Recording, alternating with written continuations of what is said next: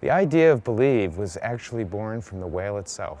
As you can see from the whale tail behind me, from the behaviors that are in the show, and even the music that was composed in the show, it all came from the animal itself. We brought in a Broadway producer to help us establish what the overall content of the show would be.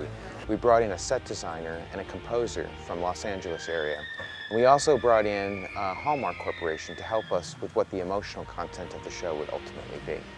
From the trainer summits and the ideas generated by the Believe team, we took those ideas back to the parks, talked about it with the in-house staff, and we put those sequences and those ideas into the emotional expressions that you'll see in the Believe show.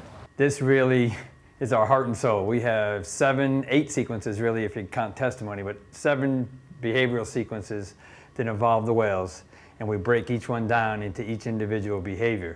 Yeah, you got to make that decision on the fly to go 3 or 4. 3 or 4, 3 or 4. Caleb's got the in behavior. Okay. Great.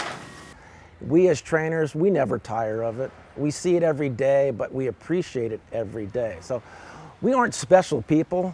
We have special jobs, and we recognize that, and we understand that we are, in essence, ambassadors for humankind interacting with this species of animal.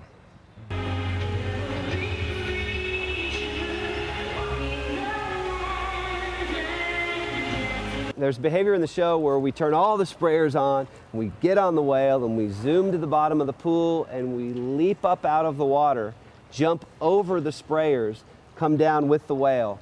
That's just plain fun. That takes you back to the day where you first imagined wanting to get into the water with the killer whale. That's exactly the reason why we do this. It's just fun for us and for the killer whales.